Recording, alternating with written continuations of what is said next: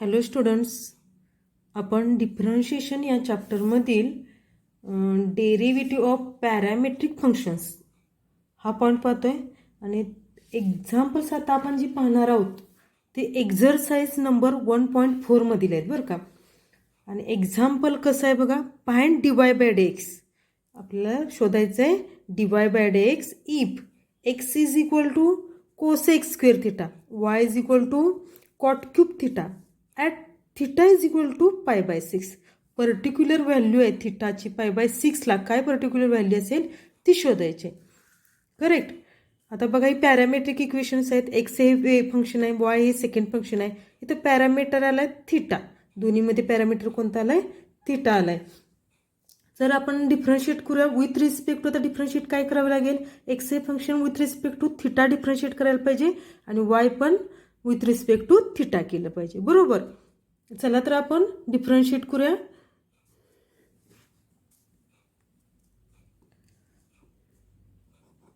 X is equal to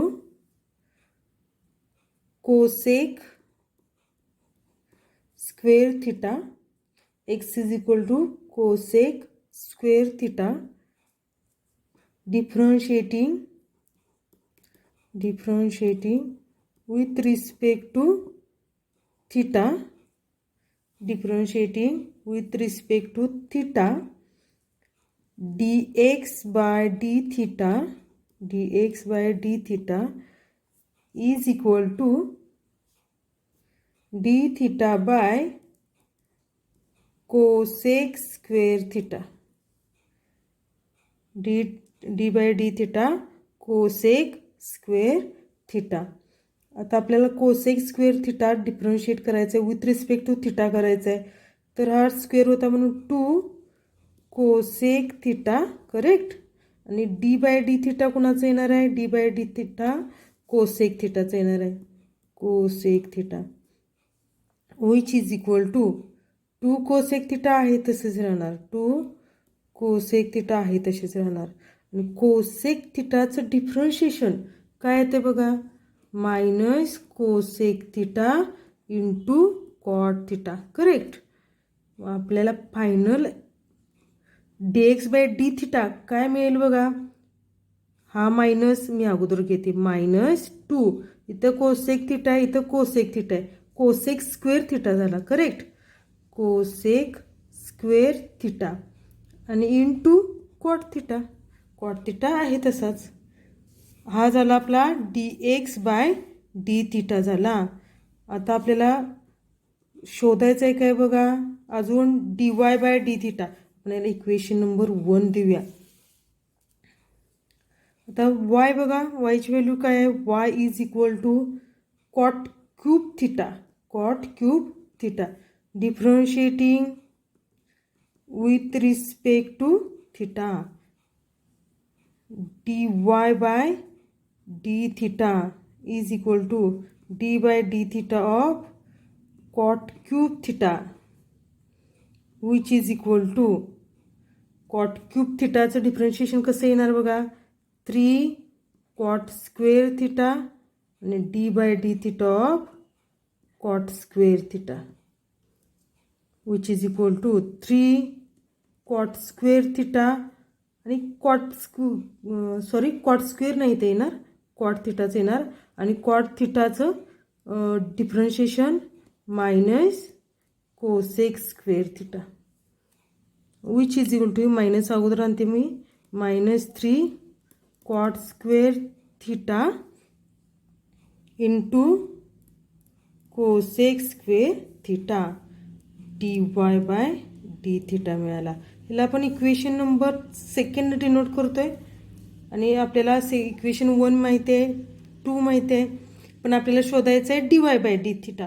therefore dy by d theta is equal to dy by d theta, sorry dy by dx बरं का, इथं dy by dx is equal to dy by d theta dx by d theta. आता values put करूया, 1 आणि 2 वरून आपण values put करू शकतोय. -3 cot square theta cosec square theta upon -2 cosec square theta into cot theta.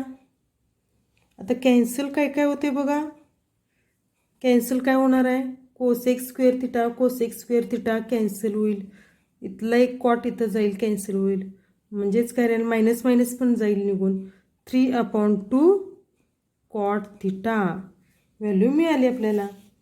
पण शोधायची काय होती, dy/dx. आपल्याला शोधायचं आहे काय बघा, dy/dx ॲट कोणत्या पॉईंटला, थिटा इज इक्वल टू π/6. π/6 ला काय असेल dy/dx ची व्हॅल्यू शोधायची आहे. म्हणजे जिथं थिटा आहे तिथं आपण π/6 पुट करू शकतोय. 3/2 cot of π/6 which is equal to 3/2 आणि √3. आपल्याला मिळेल 3√3/2. कॉट π/6 ची व्हॅल्यू √3. त्यामुळं आन्सर मिळालं 3/2 √3. ही व्हॅल्यू इथंपर्यंत सॉल्व केलं. तुम्हाला हे 3 मार्क्सचं एक्झाम्पल असेल तर 2 मार्क्स मिळणार. आणि dy/dx ॲट थिटा π/6 ला 1 मार्क असणार आहे. त्यामुळे ही स्टेप सॉल्व करणं गरजेचं आहे. सेकंड एक्झाम्पल बघा. x is equal to a cos cube theta, x is equal to a cos cube theta, y is equal to a sin cube theta. आणि थिटाची व्हॅल्यू दिली π/3 ला. dy/dx शोधायचं आहे आपल्याला. काय शोधायचं आहे, dy/dx शोधायचं आहे. थिटा इज इक्वल टू π/3 ला. चला आपण सॉल्व करूया. आता हे तर दिसतेच आपल्याला, एक्स एक फंक्शन आहे, वाय एक सेपरेट फंक्शन आहे. पॅरामीटर काय आहे, थिटा. त्यामुळे विथ रिस्पेक्ट टू थिटाच करावं लागेल. X is equal to a cos cube theta. तर differentiating with respect to theta, dx/d theta is equal to a constant d/d theta cos theta. Cube करूया आपण, सोपं जाईल. a आहे तसाच. आणि cos क्यूब थिटाचं डिफरन्शिएशन 3 × cos स्क्वेअर थिटा आणि d/d theta of cos theta which is equal to 3a cos square theta. हा 3a cos स्क्वेअर थिटा. आणि cos थिटाचं डिफरन्शिएशन काय येईल, cos थिटाचं differentiation minus sine theta which is equal to -3a cos square theta into sine theta. Equation number 1 denote करूया बरं कायला. हे काय मिळालं आपल्याला, dx/d थिटा. सेम मेथडनं आपण dy/d थिटा शोधतोय. आपल्याला y माहीत आहे. Let y is equal to, वायची व्हॅल्यू काय दिली बघा, a sine cube theta. Differentiating जो पॅरामीटर असेल विथ रिस्पेक्ट टू तोच घ्यायचा. Differentiating with respect to theta. इथं थिटा पॅरामीटर आलाय म्हणून आपण थिटानं डिफरन्शिएट करतोय. dy/d theta is equal to d/d theta of a sin cube theta. a तर कॉन्स्टंट आहे.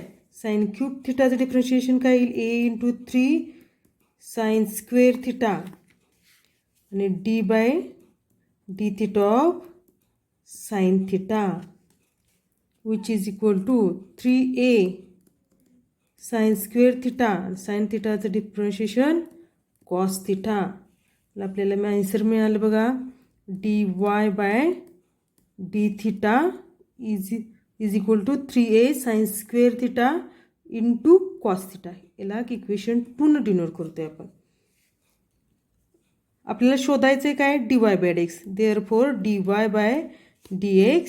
Therefore dy/dx is equal to dy/d theta upon dx/d theta.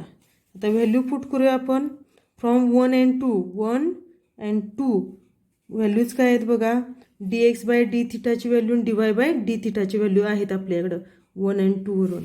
Value put केल्यानंतर काय येणार आहे बघा, 3a sine square theta into cos theta upon -3a cos square theta into sine theta which is equal to 3 cancel, 3 cancel, sine cancel, cos cancel. फक्त आता इथं इथला एक साईन राहतो आणि इथे कॉस राहतोय आणि मायनस साईन येते म्हणजे minus tan theta dy by dx. dy by dx is equal to minus tan theta. पण आपल्याला व्हॅल्यू काय विचारले, dy by dx at theta is equal to pi by 3. Pi bye 3ला काय असेल विचारले, काय येईल बघा, जिथं थिटा आहे तिथं पाय बाय 3 पुट करायचं. Tan of pi by 3. Tan of pi by 3 किती रे, √3 मायनस साईन आहे तसं √3. ॲन्सर मिळाला आपल्याला -√3. सिम्पल आहेत एक्झाम्पल्स. पहिल्यांदा एक्स डिफरन्शिएट करायचा, पुन्हा वाय डिफरन्शिएट करायचा आणि विथ रिस्पेक्ट टू काय घ्यायचं, तर दिलेला पॅरामीटरच घ्यायचं आहे आपल्याला डिफरन्शिएट करण्यासाठी.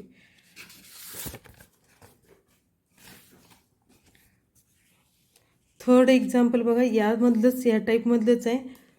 X is equal to t square plus t plus 1 आणि y is equal to sine of pi t upon 2 plus cos of pi t upon 2 at t is equal to 1. इथं पॅरामीटर कोणता आलाय रे, तर T आलाय. With respect to काय घ्याल, तर T घ्यायचं आहे आपल्याला. करेक्ट. मग आता पहिल्यांदा आपण एक्स घेऊया. एक्स डिफरन्शिएट करतोय आपण.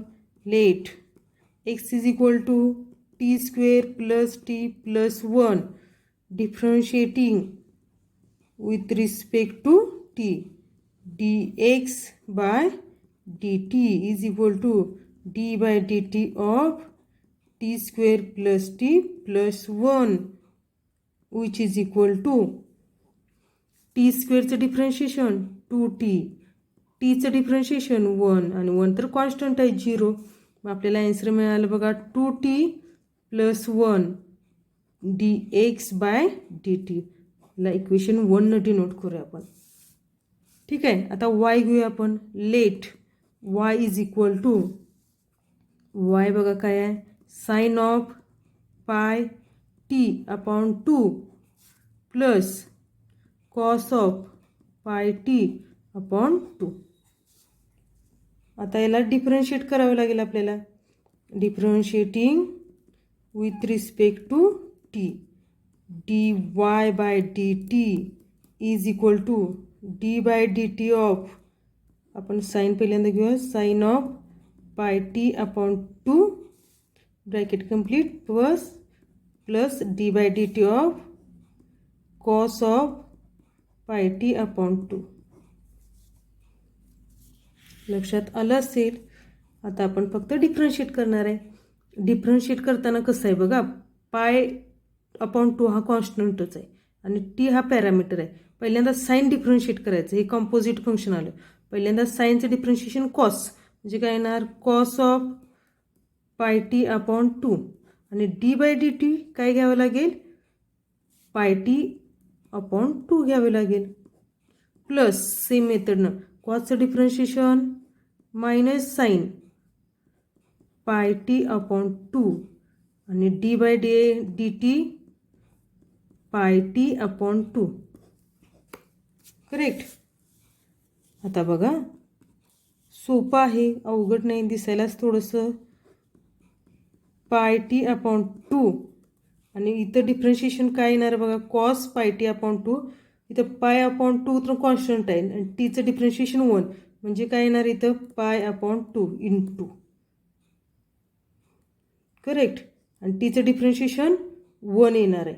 काय येणार आहे, टीचं डिफरन्शिएशन 1 म्हणून इतकंच येणार. प्लस आता हे मायनस होतं म्हणून मी डायरेक्ट इथं आता मायनस लिहिते. Minus sine pi t upon 2 into, आता सेम मेथडनं पाय बाय 2 कॉन्स्टंट पाय बाय 2 आणि टीचं डिफरन्शिएशन 1 इथं लिहिण्याची काही गरज नाही. म्हणजे आता बघा आपण इथं cos pi by T upon 2 pi by 2 minus sine pi t upon 2 pi by 2. आता पाय बाय 2 कॉमन घेतले तरी चालतील बरं का, आपण कॉमन घेऊया. Pi by 2 into bracket cos of pi t upon 2 minus sine of pi t upon 2. हे झालं आपलं dy by d t d y by d t झाला. ला इक्वेशन सेकंड डिनोट करूया. आता फ्रॉम इक्वेशन 1 and 2 बघा d y by d x शोधायचं आहे आपल्याला. D y by d x is equal to d y by, आता इतर पॅरामीटर टी आहे म्हणून टी घेतला. अगोदरचा एक्झाम्पल थिटा होता म्हणून आपण थिटा घेतला होता. D y by d t upon d x by d t. आता व्हॅल्यूज पुट करूया. Pi by 2 cos of pi t upon 2 minus sine of pi t upon 2 bracket complete upon 2t plus 1. आता आपल्याला हा d y by d x मिळाला. पण d y by d x काय शोधायचं आहे? D y by d x कोणत्या पॉईंटला शोधायचं आहे? At t is equal to 1ला शोधायचं आहे. म्हणून आलेल्या एक्झाम्पलमध्ये काय करायचं? हे ॲन्सरमध्ये आलेल्या ॲन्सरमध्ये काय करायचं? जिथं जिथं टी आहे तिथं 1 पुट करायचा. चला तर मग आपण जिथं टी आहे तिथं 1 पुट करूया. पाय बाय 2 तसाच राहणार, हा पाय बाय 2 तसाच राहणार. Cos of bracket cos of pi by 2 टीची व्हॅल्यू 1, इथं टीची व्हॅल्यू 1 लिहिला नाही लिहिला फरक पडत नाही. Minus sine of pi by 2 टीची value 1 upon 2 into 1 plus 1 which is equal to pi by 2 cos pi by 2 0 minus sin pi by 2 1 upon 2 into 1 2 plus 1 3 which is equal to minus pi by 6 minus pi by 6. आपल्याला answer मिळाले minus pi by 6 d y by d x at t is equal to 1ला minus pi by 6 answer भेटलं. Okay, thank you.